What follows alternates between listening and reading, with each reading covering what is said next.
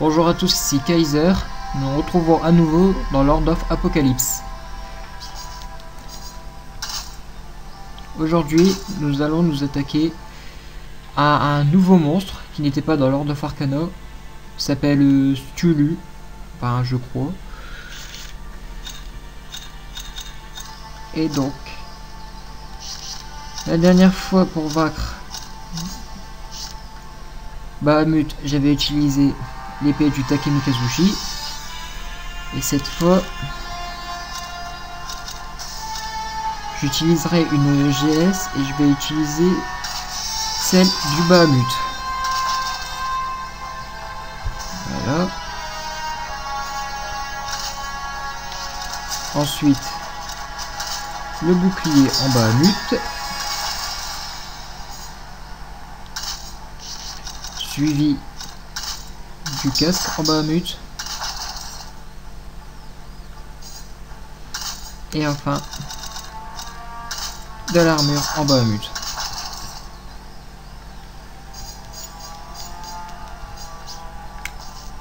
Vraiment, il n'y a pas à dire, elle est magnifique. Il n'y a que l'épée que je ne comprends pas. Elle avait pourtant un plus beau design sur Lord of Arcana. Enfin, bref. Voilà.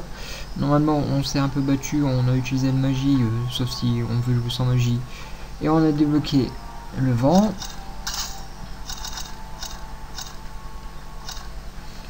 On a débloqué Bahamut, mais il ne nous servira pas. Vous comprenez pourquoi.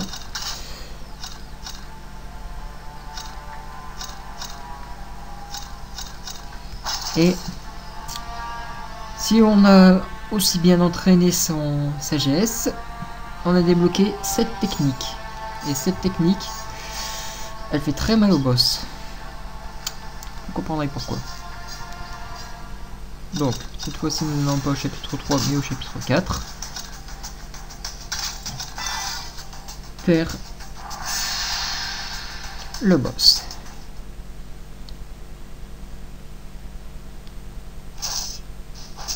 Bien sûr, je n'utiliserai pas ce coup-là et ce coup-là, car on ne les a pas débloqués logiquement. Roll d'ambiance, vous ne trouvez pas? Enfin bref.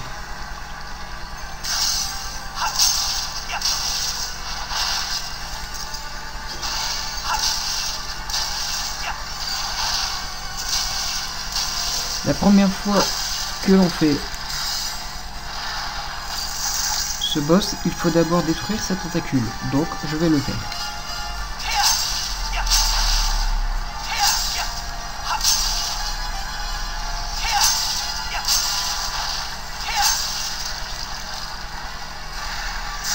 Et le 2.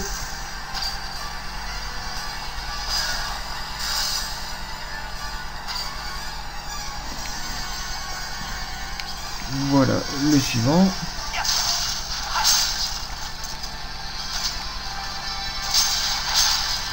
Mais t'arrêtes de me taper, oui.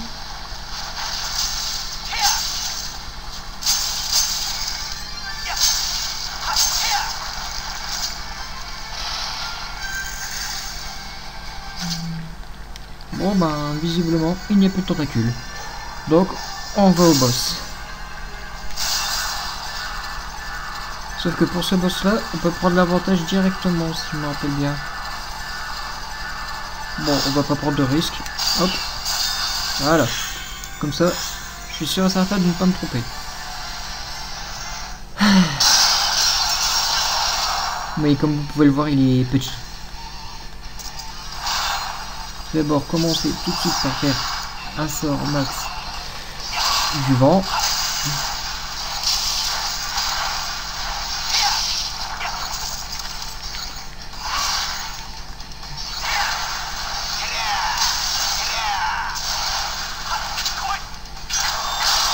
Vous voyez, le premier coup lui fait très mal. Ensuite un autre coup et un autre coup. Le tempo est assez serré. Oh là là. Bon bah on va juste faire ça. Ça fait mal, je sais.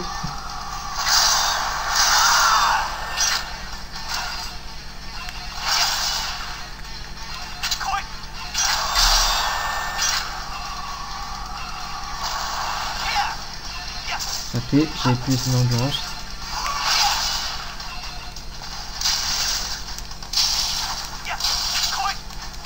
Boum. Ça doit faire mal.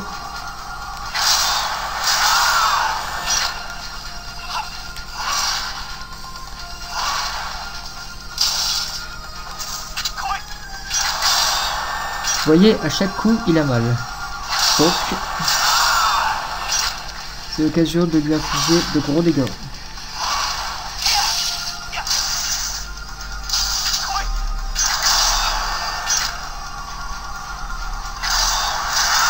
Ah là, j'ai raté, mais... Quoi? Pourquoi est-ce que j'ai eu Change Lost? Bon bah, tant pis, hein. J'aurais pas les coffres, c'est tout.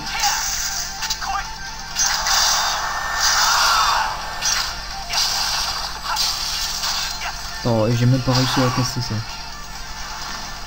C'est bien ma veine. Enfin bref. La première phase est terminée. Il plante son épée et il va reculer.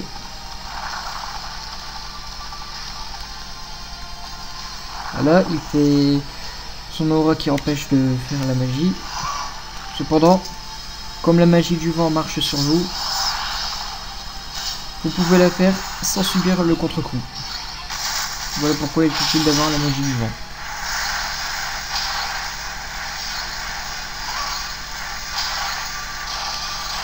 Et là c'est pareil. Un coup.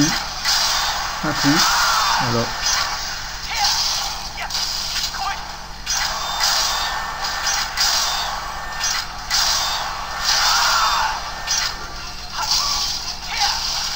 Voilà.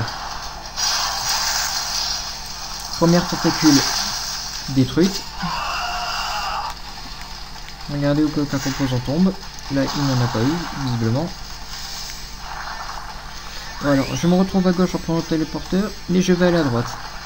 Pourquoi? Parce que j'ai déjà commencé à casser celui-là. Et non seulement ça permet de choper un composant sympa, mais en plus, ça fait des bons dégâts.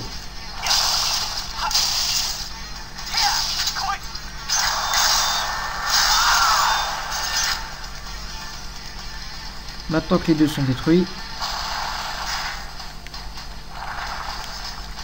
nous pouvons passer à la deuxième tentacule. Répéter l'opération comme tout à l'heure.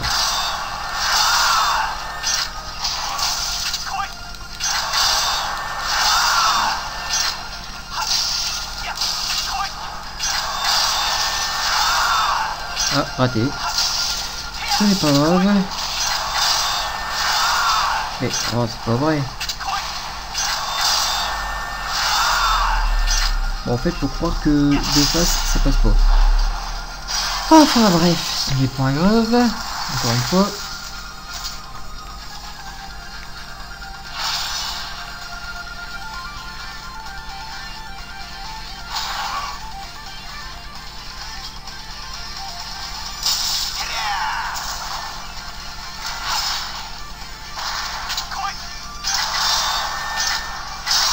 Allez hop, ça doit faire mal.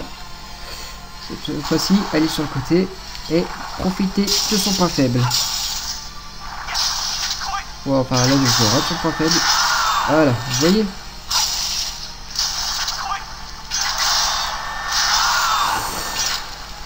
Pourquoi j'ai du mal à le toucher? C'est pas juste. D'habitude, je vais super facilement son point faible. Enfin bref.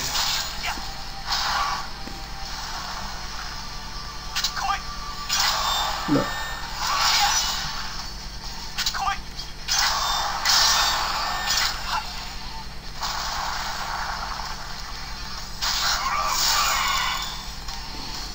Attention, quand il fait ça,